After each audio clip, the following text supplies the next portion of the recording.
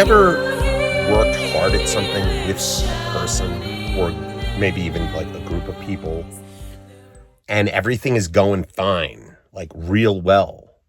All of the signals are there, like it's going really good. And then it's just done. What did you do? Who knows? Was anything explained to you that you were doing or saying or acting? No, just finished. Okay, well, that's not very mature or sensical or anything or sane. I'm just trying to imagine myself doing that to people. I don't treat people that way, but other people, it seems like they do. And again, if it was something so egregious, you should call the police to protect other people from this crazy person. But if it's not, then wow, what the fuck is that? Welcome back to another episode of What the Fuck Happened? I'm your host, Reza Z.I., but if you're watching this, there's a real good chance you already fucking knew that. Woo! Let's get cracking, dogs. So I'm going to do some edits on this, even though like 12 people watch my videos. I guess it's like I'm supposed to keep doing this and throw shit against the wall and maybe something sticks or something like that. But I've been doing this for like 3 years and people don't really watch my videos. But anyway, here's another episode of What the Fuck Happened. And this one occurred in Pittsburgh. I met this woman online and she had an amazing voice, just like a killer fucking voice, right? And we were talking and she liked my guitar playing. She liked all of my songs that I'd put out there, and we connected right away. And I'm not going to lie, she was also pretty good looking too. And she was a graduate at the Eastman School of Music, okay? A vocal graduate. So this was like a pro vocalist, like really good, unlike myself. I try, but you know, like there's some people who have technique, but like you don't want to listen to them because they have nothing to say. And then there's other singers who like cannot fucking hold a tune at all. I can't even sing on key, but you want to hear them because you could tell they're trying to say something meaningful. And I prefer, you know, good singing, but I also prefer like meaningful content. But this particular person had both in her voice. She really could wail and she had something to say. We met each other online. We got along great. We met a bunch of times at my place where all my recording stuff was, and we recorded and wrote 2 songs. Unfortunately, one is just lost. Over the years, things get lost. You know, you try to save files. And I know maybe some commenter here is going to be like, oh, there's a zing. I can go jump on there and tell him how he's doing that wrong and shit post over here. This is why I can't stand doing this. That's like the entirety of what online communication is. But yeah, caveats aside, yeah, we recorded a couple songs. I didn't keep one of them.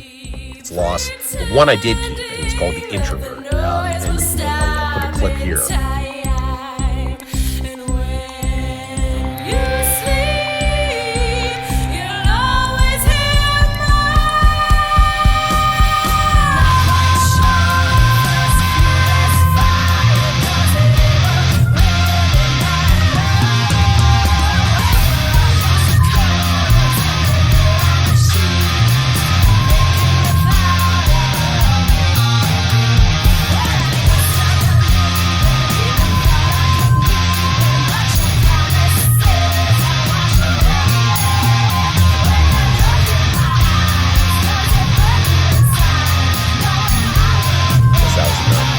So, yeah, and it sounded really good, and we decided, like, wow, like, we actually, like, connect and bond, so let's invest some time and money in this. There's a future here, and we were like, okay, let's do it. And so it was spoken. We were both investing our time and our resources in this project that we were both investing in, that we had measurable, tangible results that others could see, that other people were hearing, including some of our friends and some random people on MySpace back in the day. This was 2006, I believe, into 7. And by everyone's estimation, it was like, wow, this is you guys have something, like, give us a call when you're famous. Like, it was that quality. It was like really good. So we're like, let's audition people. We auditioned a bass player at my place, and him and I didn't really like get along or something. Like, anytime I would, like, he heard the music, and of course when people hear my music, they go, yeah. And then they meet me and they're like, that guy? Yeah, me. I don't know what the problem is. Yeah, I'm a little bit weird, but would you expect someone who writes music like that to be like a normal person like everyone else? What are you, a fucking moron? The hell? Anyway, it's fucking stupid as shit, man. But anyway, yeah, we didn't get along. But me and this girl, let's just call her Anna for lack of a better name. And we really still connected. We were like, let's rent a room. So we got a room, a rehearsal space on the month, and I paid for the whole thing. We brought all of my gear there. She helped. My drum set, my PA system, tons of recording gear, all my equipment, my PA, multiple amps, multiple guitars, acoustic, electric, bass, everything. All of it was set up there. It was a band room recording studio. It was awesome. And we had something and was like, great, this is awesome. Let's audition drummers now, because that's the missing link. Like, the band, we both believe that the band is really only as good as the drummer. You could have a kick-ass guitarist and singer, but if your drummer sucks, it's going to sound terrible. So we're like, we need a good, really good drummer. Like, not just a good timekeeper, but someone who can play musically. And I know a lot of people in the comments now, you people are young, you probably be like, no, it's like, from other What the Fuck Happened episodes, people are like, no, it's great, bruh. It's awesome. You don't have to deal with other people. You can just do whatever you want. Yeah, when I was doing that, people would accuse me of being like, ooh, you're too independent. You should try to be with other people. When I try to be with other people, they go, oh, you gotta like forget about other people. Gotta be independent. It's all the same category as just white people telling me what to do. I should start a new podcast. White people on both sides of the political cross telling me how to breathe and what I'm allowed to read. Anyway, yeah. So, we move all the stuff there, and we put an ad out for drummers, and over like about 20, I think it was a little over 20 drummers answered the ad. They were all men, and a big part of it was, again, this woman was particularly attractive and had large, let's just call them the scientific term, mammary glands. She was quite attractive and could sing like really well. And so we got 20 drummers. So I think looking back, we're mostly people who were like looking at this person as someone that they were going to try to like wife up or something. But we auditioned all of these drummers, 20 of them, which was no small feat. Like, we're actually meeting in this room and playing and creating music spontaneously with strangers. You know, back in the day, people post, like on my other videos, you know, you should just forget about, you know, putting a band together. That's old news, old school, bro. You know, and I get it. I'm not stupid. I know what a DAW is. I was one of the first people using them and putting out like an entire album before like anyone was really doing that. When MySpace was first starting, really. And yeah, I know the luxuries of like composing everything and writing it all out exactly as you want it. And it's not about perfectionism. Of course, when I do that, they're like, oh, you're trying to be a perfectionist. And then when I look for other people, like, no, bro, you don't need other people. You just do it yourself. It's like the common denominator, white people telling me how to breathe. Same thing, 52 years. I just recognize a pattern at this point. There's no point in pretending otherwise. That's what it is. Yeah, I should edit in you're on number one in here. The Iron Sheik, motherfucker. Yeah. Anyway, yeah, it's funny right now going to like a Planet Fitness and like standing there just like lifting weights and like everyone's looking up at the TV and there's all these like, you know, Islamic terrorists on TV and they're like looking up there and then they look over at me and they're like,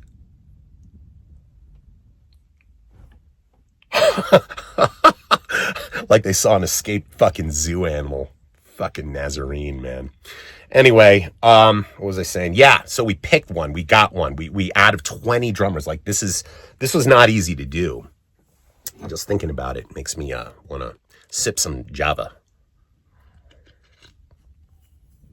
See, this is how much I hate doing this. Like I've got these like lights up here. You could tell. There's like these lights. So you could see my face better. It's all performance. How am I doing on the performance? I gotta look directly into the camera and have a YouTube voice.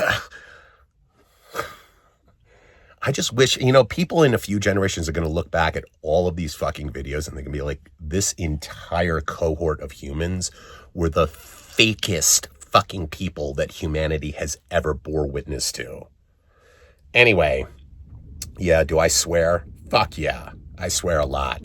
I even tell people that in interviews, like at professional places. They're like, what's your biggest flaw? And I say, I swear like a fucking drunken sailor, dog. Can't you tell? Iranian genetics, New Jersey environment, Gen X timeline. You do the math. Anyway, yeah, so we picked one. We got a drummer. He was good. This is like the best drummer, in my opinion, is somebody who is trained in jazz, but plays metal. Yeah, that's what you want. That's the kind of shit you want. And can play odd times to a click.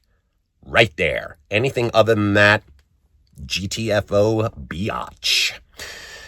So we're getting along, grooving, flowing. It's like, okay, like we auditioned, me and Anna auditioned 19 people or 20 people, whatever. And then there's this guy here.